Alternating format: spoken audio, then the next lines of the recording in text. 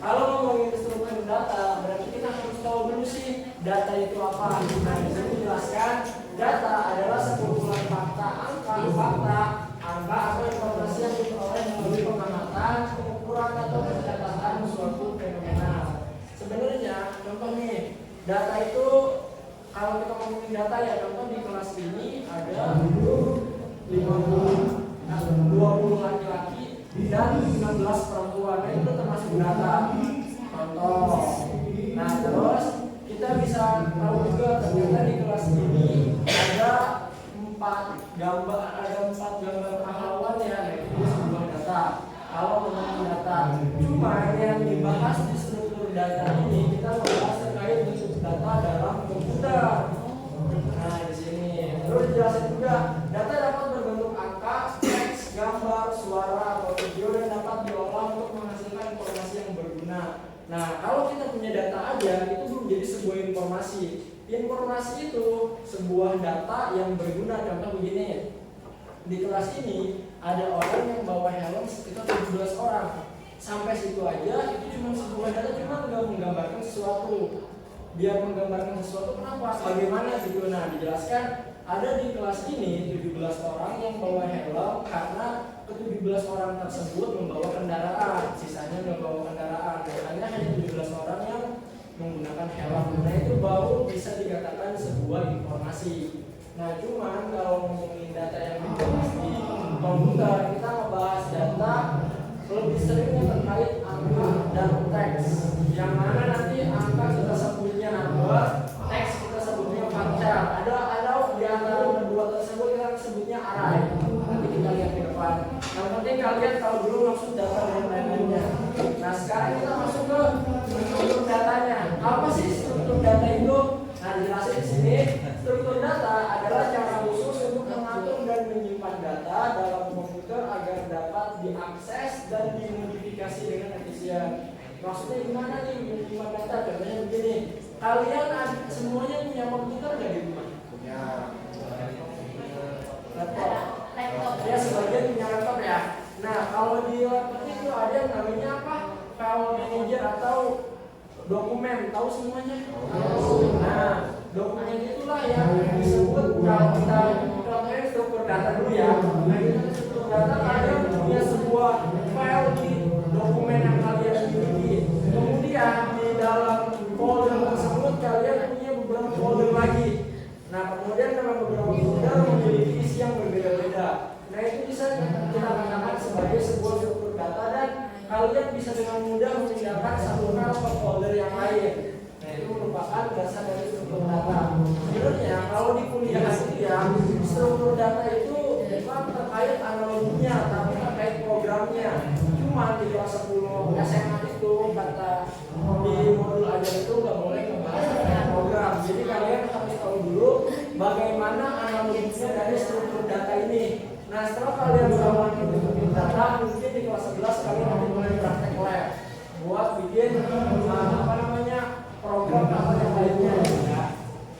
Kemudian struktur data juga menentukan hubungan logis antara elemen data, kemudian menyediakan metodologi pengolahan data dan memungkinkan algoritma bekerja dengan lebih efisien. Nah, kalau ngomongin semuanya ini sebenarnya lebih gampangnya kalau kita contohin satu program. Sekali lagi, ini kalian perlu paham analoginya dulu, baru nanti kita coba lihat bagaimana berjalan programnya.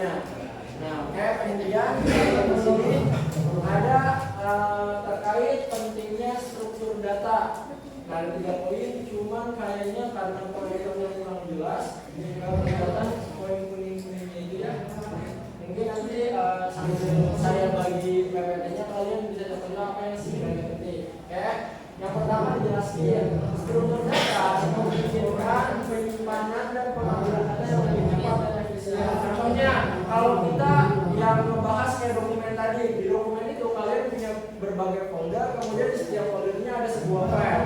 Kalau kita telah menstruktur semua datanya, kita bisa apa ya, lebih mudah mencari file yang kita inginkan. Contoh, di folder itu ada video, ada gambar di setiap foldernya, dan setiap isi dari folder tersebut ya video isinya video, gambar isinya gambar.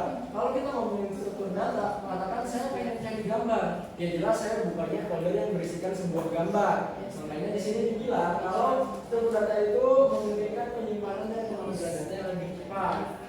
Nah, cuman kalau di kelas perkuliahan ya, kalau dijelasin mengenai struktur data, kita lebih ke mensortir data atau mensortir data untuk memilih data yang penting dan yang data yang tidak penting. Itu sebenarnya pakai program. Kalau saya dulu belajarnya pakai Jupyter Notebook, cuman kalau di SMA setidaknya kalian paham dulu gimana cara berpikirnya ya. Nah, kemudian yang kedua, di sini ada algoritma dapat dioptimalkan dengan menggunakan struktur data yang tepat untuk menyelesaikan masalah tertentu. Nah, dari struktur data ini dengan adanya algoritma kita dapat dioptimalkan dengan menggunakan struktur data yang tepat untuk menyelesaikan masalah tertentu. Contoh, sebenarnya kalau menggunakan algoritma itu fungsinya lebih besar ya. Contoh kecilnya kalau kita kaitkan sama media sosial kalian. Contohnya begini, semuanya punya Instagram kan ya? Harusnya punya Instagram. Kalau kalian menyukai beberapa hal di Instagram, nanti kalau kalian buka Explorer, kalian bakal ditampilkan dari apa yang udah pernah kalian sukai. Bener ya? Nah, ini yang terjadi algoritma namanya. Jadi si aplikasi itu bisa membaca gerak kalian. Contoh begini, ada postingan gambar makanan, kalian like gambar makanan tersebut, kemudian kalian scroll ke bawah lagi, nanti ada postingan makanan, kalian klik lagi. Nah, ketika kalian ke Explorer nanti, Instagram bakal membaca orang ini dia itu suka terkait makanan, maka akan ditampilkan banyak video atau gambar terkait makanan. Nah, itu namanya kerja dari sebuah algoritma. Yaitu dapat dioptimalkan dengan menggunakan struktur data. Datanya apa nih? Nah, data yang diambil sama Instagram dari apa yang kalian sukai. Nah, seperti itu hingga akhirnya si algoritma berjalankan membaca data yang menjadi simpulkan dari kalian dalam sebuah postingan makanan tersebut. Nah, itu cara kerja Explorer di Instagram. Kemudian yang ketiga, di sini ada pemecahan masalah. Struktur data dapat membantu dalam pemecahan masalah yang kompleks dengan menyediakan cara yang sistematis untuk mengatur dan mengelola data. Maksudnya gimana? Nah, dengan yang tadi itu kalau kita kaitkan dengan algoritma, jadi si Instagram itu bisa membaca data dari yang kalian sukai. Kemudian kalau kita contohin sama apa namanya penyimpanan dokumen, kita bisa mencari dari folder apa yang telah kita buat. Nah, mudah-mudahan struktur data itulah fungsinya. Nah, sedangkan dari sini kita bakal membahas 3 poin utama, yaitu ada view atau antrian, ada array, sama ada stack ya, yang mana nanti akan dijelaskan oleh teman-teman selanjutnya. Nah, kemudian di sini karena kalian belum perlu belajar programnya, maka kita kaitkan dulu dengan kehidupan sehari-hari. Bagaimana penerapan dalam kehidupan nyata? Nah, ketika kita membuat jadwal kegiatan atau kelas dalam sehari, kita juga menggunakan konsep array. Setiap jam dalam sehari dianggap nih. Ada spidol? Ini spidol.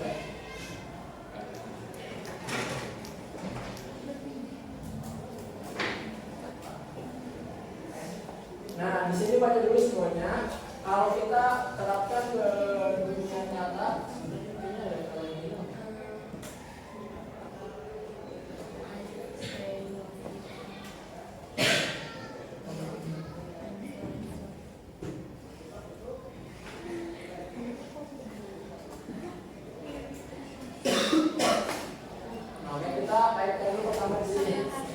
katakanlah kalian pertama mengetahui array dulu. Nanti kita akan membahas array ya. Nah, kita di sini ada sebuah stadinya.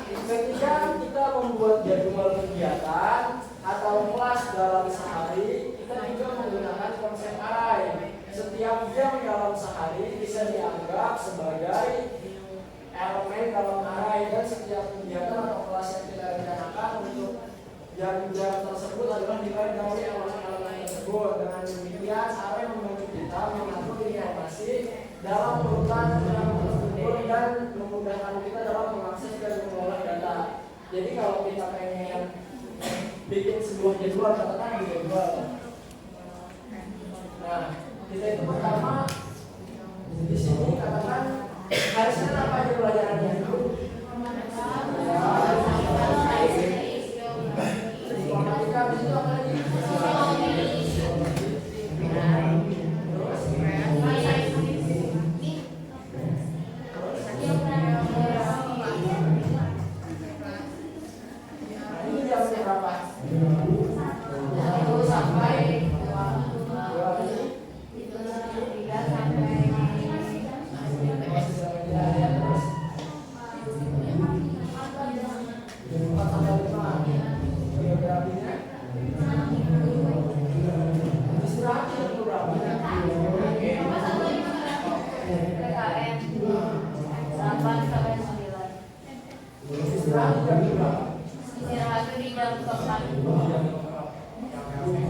Nah, kemudian di sini setiap jam dalam sehari bisa dianggap sebagai elemen dalam arah. Jadi kita tahu ini kita punya total berapa jam kalau belajar dari pagi sampai siang sampai sore kalian pulang. 9 jam. Sebenarnya jam-jamnya latihan gitu. Ini kan setiap 1 jam ini kan 20 menit kan? Berapa jam? 8 jam. 8 jam. Ada 8 jam. Pertamanya tapi 8 jam. Oke. Kemudian setiap kegiatan atau kelas yang kita rencanakan yang tersebut. Nah, yang direncanakan ini, yang kita rencanakan itu yaitu pembagian jamnya kayak gini. Nah, ini yang kita rencanakan yaitu di jam 1 dan 2 ada pembagian informatika. Kemudian yang tersebut adalah nilai dari elemen-elemen tersebut. Yang ini merupakan nilai dari arah yang kita miliki di 8 jam tersebut. Ini secara logika ini ya tinggal dijelasin bagaimana program menyelesaikan masalahnya. Kemudian arah membantu untuk mengatur informasi dalam urutan yang terstruktur dan memudahkan kita dalam mengakses dan mengolah data tersebut. Nah, nanti di sini ini waktu jamnya, ini informasi kelasnya, ini informasi mata pelajarannya kalau kita mengatakan. Karena dalam komputer itu cuma bisa membaca begini loh. Jadi komputer itu hanya bisa membaca angka, ini nanti kita sebutnya number. Ada yang bisa membaca sebuah teks. Nah, ini biasanya kita sebutnya bar chart. Nah, jadi komputer itu nggak bisa menyatukan dua hal ini. Jadi contoh nih, saya bikin sebuah variabel isinya angka sama dengan angka sama dengan 1, 2, 3, 4, 5. Ini angka. Jadi dalam variabel ini nggak boleh ada teks katakan kemudian koma kelas. Nah, ini nggak boleh kayak gini dalam komputer nggak bakal membaca. Jadi gimana? Kita harus bikin lagi sebuah variabel yang isinya varchar. Nah, baru di sini kita bisa mengisikan katakan kelas, koma jadwal. Nah, kemudian koma apalagi mata pelajaran, mapel. Kalau kita masukkan angka di sini katakan 3, ini nggak bakal dibaca sama komputer. Nah, untuk menyatukan angka dan varchar ini, maka kita kenal yang namanya array. Nah, array itu fungsinya untuk menggabungkan dua hal tersebut. Cuma nanti saya jelasin untuk programnya kayak gimana, kurang lebih contoh penggunaannya kayak gitu di komputer. Kemudian di sini ada struktur data. Nah, struktur data itu bisa dilihat juga. Pertama ada yang tahu itu artinya apa? Artinya apa, ada yang tahu? Keterhubungan ya lebih tepatnya. Jadi semua yang terhubung itu yang contoh nih. Kalau saya kan S1-nya jurusan komputer, maka biar nyambung atau tersambung harusnya S2-nya jurusan komputer. Jadi sebetulnya linear kayak gitu. Nah, kalau di sini ada namanya statis, dinamis, array. Nah, kemudian linear apa? Ada yang teri, ada yang berat. Teri artinya apa? Ya, betul. Bahwa nanti ada sebuah pohon bisa namanya division. Nanti kita belajar juga. Yang kalian tahu dulu lah. Kemudian dari yang ini ada dinamis yang bakal kita pelajari, ada tulis, start dan view. View artinya apa? Ya, kalau stack. Nah, kita sekarang membahas terkait array atau rentetan sebuah data. Nah, array adalah cara untuk menyimpan banyak data seperti tadi itu. Jadi dia itu bisa menyimpan angka, bisa juga menyimpan teks. Tadi kita jelasin di awal, itu data itu membahas terkait bisa angka, teks, gambar atau video. Adapun gambar dan video formatnya sedikit agak ribet kalau kita ngomongin di kode pemrograman atau di struktur data nantinya. Kemudian di sini di mana setiap kotak bisa menyimpan satu nilai seperti angka atau huruf. Nah, kemudian kalau di array itu dia sebenarnya tahu descending enggak? Descending atau ascending. Nah, betul, bawah ke atas. Jadi kalau kita katakan punya sebuah variabel namanya array, guys. Nah, array itu pakai kurung kurawal kalau nggak salah. Jadi kurung kurawal, kemudian bisa di sini kita isikan sebuah angka, kita pakai kurung siku. Di sini 1, 2, 3, 4, 5. Tutup kurung siku, kemudian kita koma, kita kurung siku lagi, masukin di sini apa namanya huruf, koma, teks. Untuk kemudian kita lagi dengan kurung kurawal. Nah, ini kalau perhitungan di array itu dia dimulai dari 0, 0, kemudian di sini 1. Katakan masukin lagi nih, kita masukin lagi sebuah yang isinya 1, 2, 3, di sini 4, 5 deh, 5-nya pakai teks. Nah, itu masih bisa dibacanya kedua kalau kita menggunakan sebuah array itu bagi struktur awal. Nah, ini bisa dibilangin kalau kita menggunakan array karena kenapa? Di sini dijelasin kalau array itu bisa menyimpan satu nilai seperti angka ataupun huruf. Ya, jadi dia nggak terbatas hanya angka maupun nggak terbatas hanya huruf. Nah, semua kotaknya yang memiliki urutan yang jelas mulai dari kotak pertama hingga kotak terakhir. Contoh, Pak, saya mau buat tapi nggak mau ada kurung sikunya dan mau saya langsung satukan semuanya bisa aja. Katakan ada sebuah folder namanya acak deh. Isinya 1, 2, 3, 4, di sini 5. Nah, di sini tetap harus ada kurung kurawalnya. Nah, di sini kita bacanya gimana kalau ini? Yang 1 ini dibacanya ke 0, kedua ini dibacanya 1, ini dibacanya ke 2, ini bacanya ke 3, ini bacanya ke 4. Jadi kalau kalian nanti mulai bikin kode program, cara makanya gimana? Katakan kalian menggunakannya printf, ini kalian panggil aja dia yang ke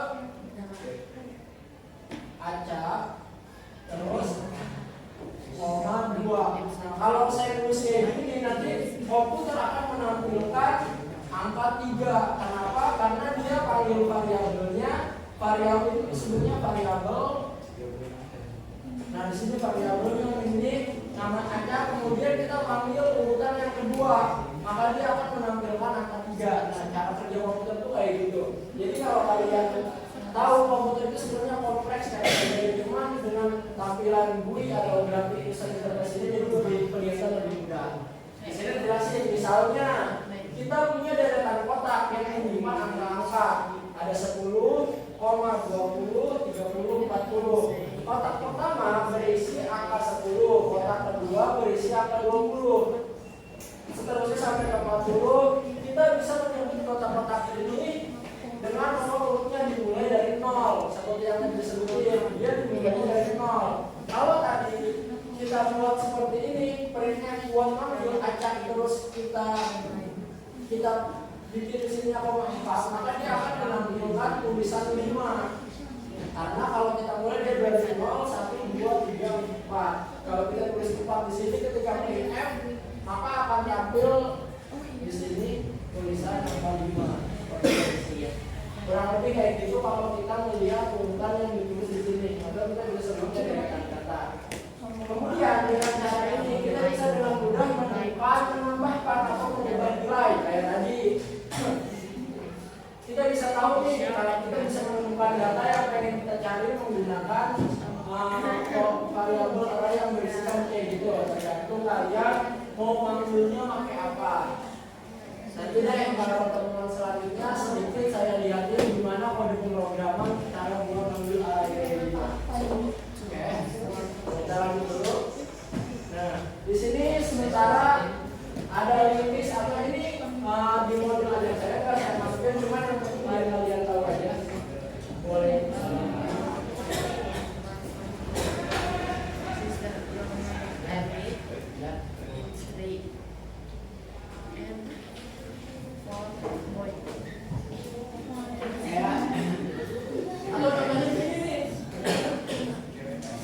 Bikin yang ditulis di sini ya di listnya.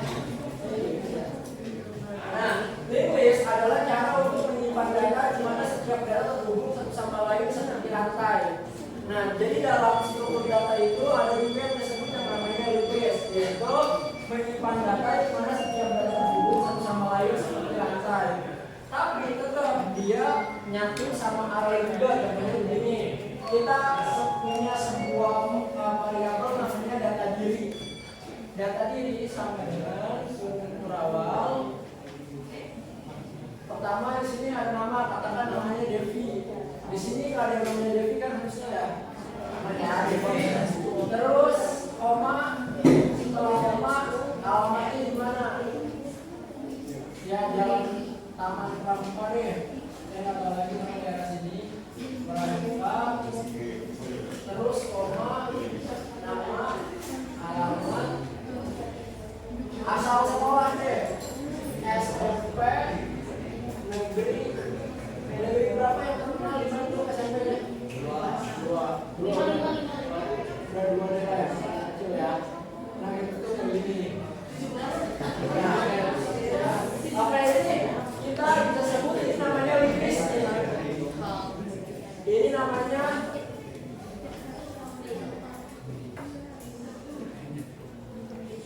list ini. Jadi dalam sebuah variabel datanya saling terhubung satu sama lain seperti rantai. Ini kan pasti terhubung dong. Setelah nama, alamat, terus SMP negeri, pasti kita tahu ini data diri dari asal sekolah.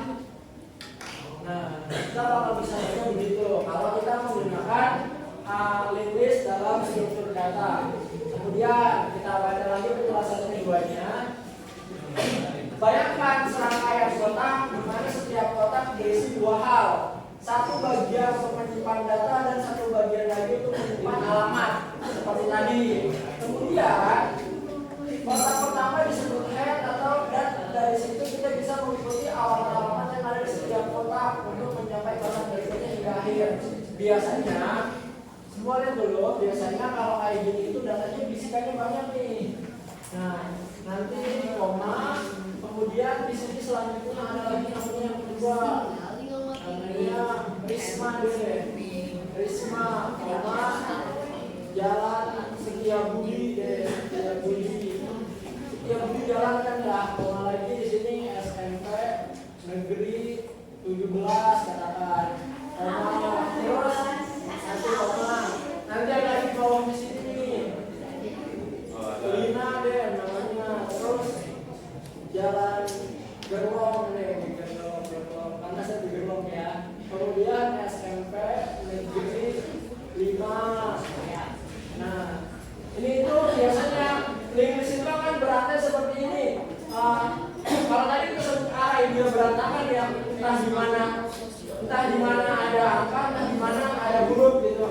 Kalau list pasti dia bakal berurutan seperti ini seterusnya. Jadi ketika komputer membaca, dia akan lebih mudah menarik datanya. Katakan dia manggil si Devi ini, nanti semua nama yang dari awal ini bakal keluar semua. Itu fungsi dari list namanya. Kemudian yang ketiga, misalnya kita punya 3 kotak yang berisikan angka 1, 2, dan 3. Kotak pertama menyimpan angka 1 dan alamat kotak kedua menyimpan angka 2 dan alamat kotak ketiga menyimpan angka 3. Ya seperti ini kurang lebih. Dan tidak punya alamat kotak berikutnya menandakan akhir. Nanti di akhirnya biasanya kosong dia isinya sehingga programnya akan berhenti. Nah gitu ya, itu kurang lebih kayak gitu dari list. Kemudian ada stack atau tumpukan data.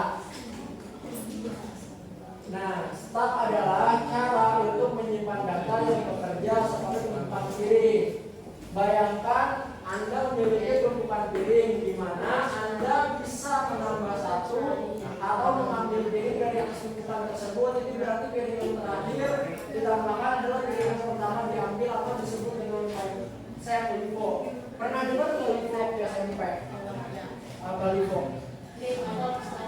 LIFO bukan LIFO tempat belanja, bukan. LIFO ini ada yang tahu? Atau less in first of, artinya apa?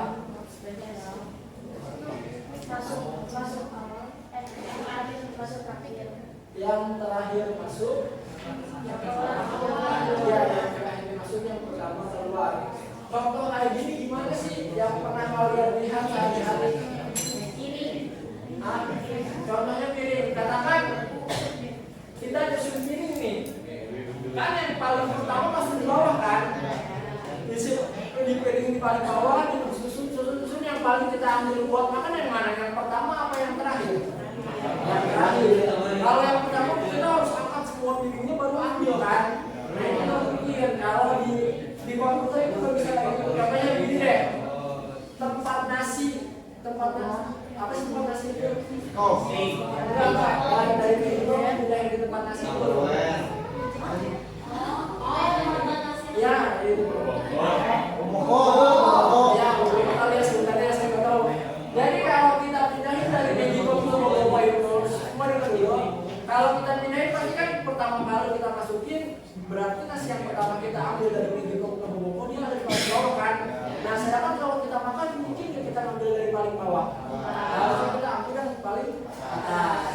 Itu konsep dari LIFO. Ada lagi satu. LIFO bukan handphone. LIFO itu apa? Pokoknya yang pertama masuk, dia pertama keluar. Contoh konsep kayak gini kalian nemuin di mana? Yang pertama masuk, dia pertama keluar. Betul sekali. Kalau kalian ngantri nih, yang dahuluan yang pertama apa yang datang terakhir? Contohnya kalau di pom bensin. Kalau cara kerjanya LIFO ini berantem pas di pom bensin. Itu datang terakhir mau duluan gitu kan. Berarti yang datang pertama dia yang boleh isi bensin lebih dahulu. Nah ini ada konsepnya di struktur dari ini namanya LIFO dan LIFO. Contohnya, bayangkan Anda menumpukan 3 piring dengan urutan piring. Nah jadi kalau di komputer itu ya, kalau nanti kalian kuliah jurusan komputer, biasanya dosen itu mengumpamainnya kayak begini nih.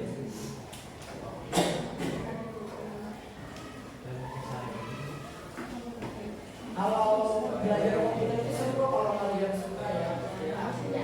Cuman kalau nanti kalian pengen belajar komputer, pasti kalian harusnya matematika. Karena nanti setahun itu kalian bakal belajar semua mata kuliahnya matematika. Ya, dikatakan ada piring pertama, piring kedua, sama piring ketiga. Kalau kemudian piring B dan terakhir B. Jika Anda ingin mengambil piring, Anda harus mengambil piringnya terlebih dahulu. Karena kalau kita mau nyusun piring kan ini satu.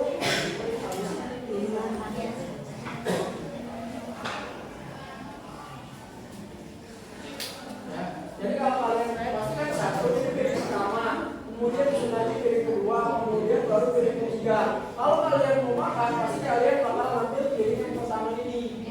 Nah itulah konsep dari yang disebut itu SIM stop, yang terakhir masuk dia yang pertama kali keluar. Oke. Nah kemudian piring B hanya bisa diambil setelah piring C.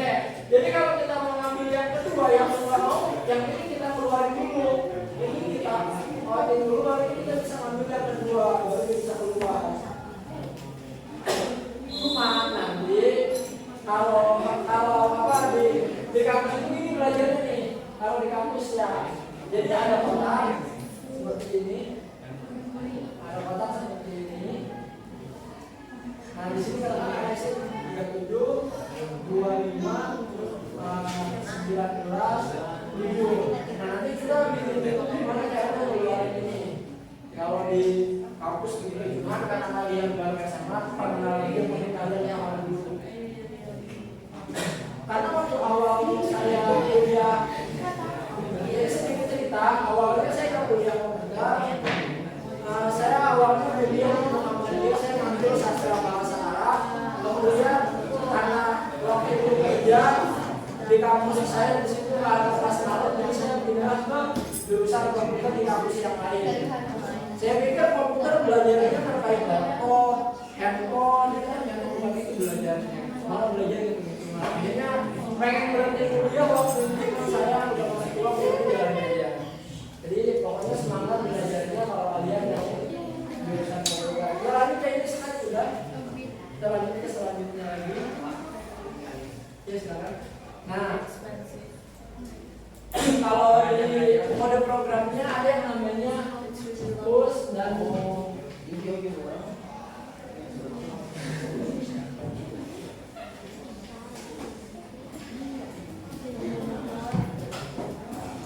Nah, kalau di apa? Di kode programnya ada yang namanya push dan pop. Yaitu menambahkan pilih baru ke atas ke depan. Nah ini perintahnya push kalau di stack dalam operasi di komputer ya. Kemudian pop ini untuk mengeluarkannya. Nah nanti kalau pengen lengkapnya kalian mungkin bisa search saja ke internet gimana cara penggunaan perintah push dan pop ini ya. Nah kemudian ada queue atau antrian data. Nah ini baru kita gunain prinsip yang tadi yaitu VIVO, Machine Response.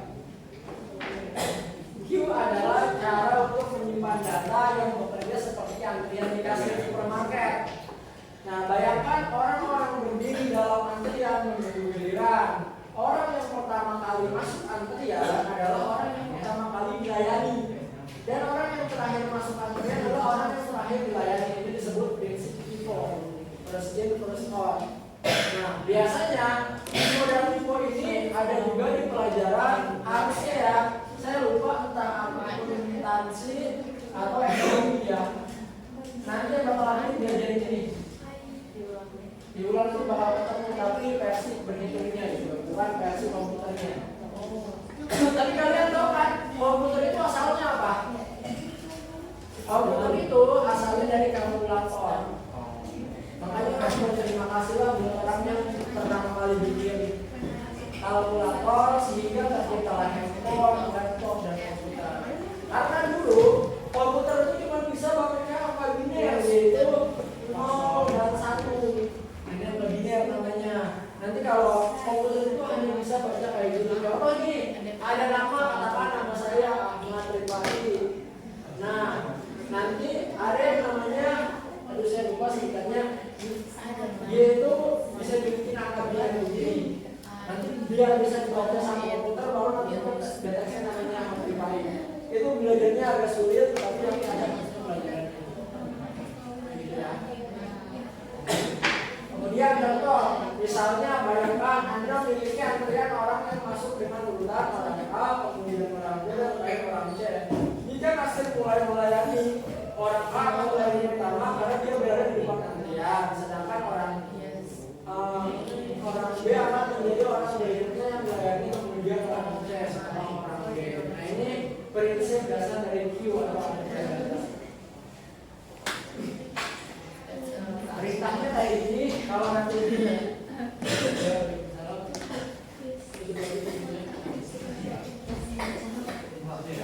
nah kalau di perintah komputernya ada yang disebut NQ atau DQ ya, menambahkan elemen baru ke akhir antrian, menghapus elemen dari depan. Contohnya begini nih.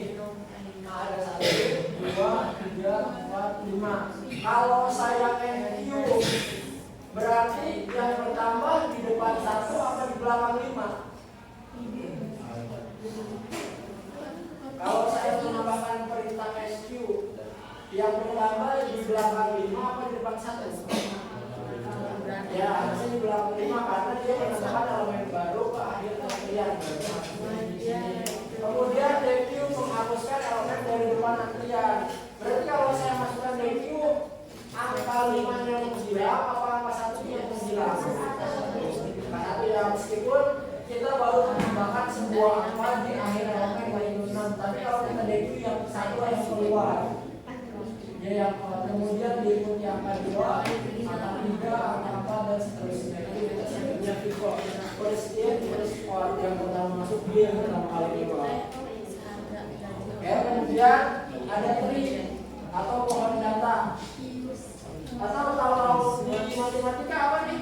Yang ada 20, sila 2, yang sini. Nah, kita kurang lebih kayak gitu. Nah, biasanya disebutnya pohon faktor itu digit tree. Pohon yang mengambil keputusan. Tree adalah cara untuk menyimpan data yang menyerupai pohon keluarga atau bagian organisasi. Bayangkan sebuah pohon dengan cabang-cabangnya, setiap bagian dari pohon ini disebut node. Jadi kalau ada pohon ini yang kayak gini, di sini kayak gini disebutnya node. Kalau dalam tree, node artinya apa?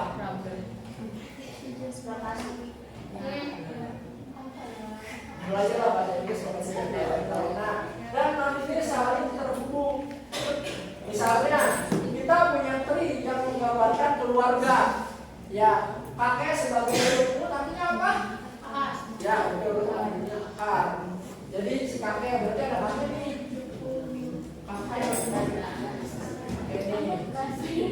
Kemudian kakek ayah. Ayah ini anak dari kakek, parent dari anak saya dan anak dua.